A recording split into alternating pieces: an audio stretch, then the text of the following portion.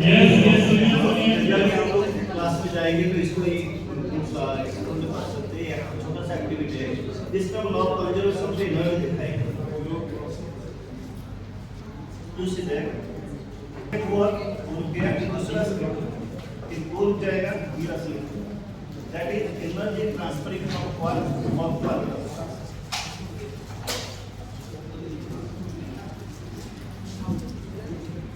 ठीक है बाकी मैं आपके पर्सनल सेंड कर दूँगा मैडम, पर्सनल सेंड कर दूँगा।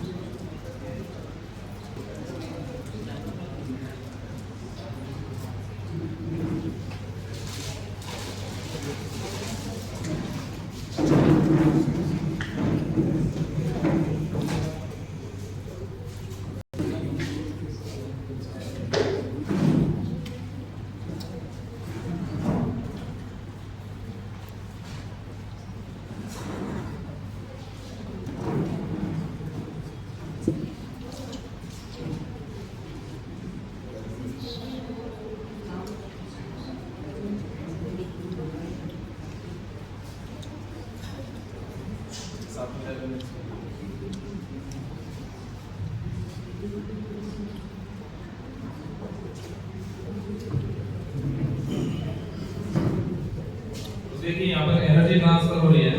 एक पेंडुलम को हमने क्या किया, कुछ एंगल पे 15 से 30 डिग्री एंगल पर वर्टिकल के साथ लगभग 15 डिग्री एंगल पे हमने लिया है, 30 डिग्री दो मिला, फिर इसे रिलीज कर देते हो तो वही सेम पोटेंशियल एनर्जी इसके पास भी हमने वर्क किया, फिर वो काइनेटिक में कन्वर्ट हुई।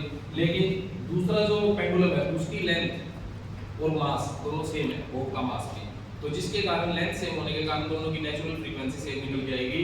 फॉर्मूला हमारे पास 1/2 pi root L over G, L same है, खैर मास से तो ये इंडिपेंडेंट है, L ओवर G सेम है और नेचुरल फ्रीक्वेंसी सेम हो गई तो एनर्जी का जो ट्रांसफर है वो ज्यादा इजीली आपको देखने को मिलेगा। अगर मान लो लेंथ अलग कर देते हैं तो रेजोनेट नहीं हो पाएगा, रेजोनेट नहीं हो पाएगा तो जो एनर्जी का ट्रांसफर आपको बहुत अच्छे से देखने को नहीं मिलेगा।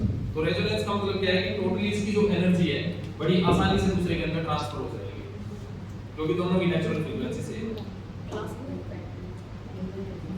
एक पूरा है दूसरा क्या क्यूरियोसिटी क्वेश्चन होंगे, क्या प्रॉब्लम हम डिजाइन करेंगे, पेपर में जो केस स्टडी क्वेश्चन आएगा वो यहीं से तो बनेगा। You take this picture, put in the question paper, design the question, but before designing conduct the experiment into the classroom. Student has a visualization कि अच्छा वो केस सर ने बताया था और इसका फिर एप्लीकेशन कहाँ पे है, where it is used in the day-to-day life, ये कहाँ होता है सर? अर्थक्वेक के जो है जो बिल्डिंग हम डिजाइन करते हैं, इसका मतलब जब बिल्डिंग का फाउंडेशन रखा जाएगा तो वहाँ पे जो स्ट्रक्चरिंग करते हैं ताकि आपके 11th में वो क्वेश्चन भी है ब्रिजेस को मान से डिक्लेयर करते हैं, नेचुरल फ्रीक्वेंसी होती है, आर्मी ट्रूप को अवॉइड करते हैं ब्रिज के ऊपर। तो छत पे नाचते नाचते 7वीं मंजिल पे जब वो बिल्डिंग गिरी थी तो पता लगा नाचने से इतना फ्रिक्वेंसी प्रोड्यूस हो गया वो उसकी नेचुरल फ्रिक्वेंसी से मैच कर गया था।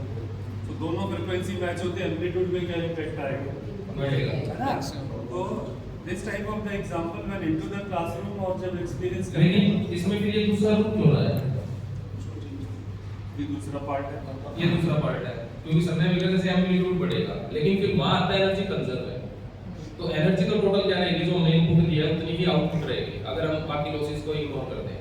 आइडियल केस अगर हम माने तो जिसके कारण इसका एम्पलीट्यूड बढ़ता जा रहा है, इसे एनर्जी इसके थ्रू एनर्जी ट्रांसफर हो रही है तो वो इसे मिलती जा रही है, फाइनली रेजोनेंस होने के कारण इसका एम्पलीट्यूड लार्जेस्ट होना चाहिए, वो उसे करने के लिए इसकी सारी की सारी एनर्जी उसमें आ जाती है जिसके कारण कंजर्वेशन ऑफ एनर्जी के कारण यहाँ की एनर्जी इसमें आ गई।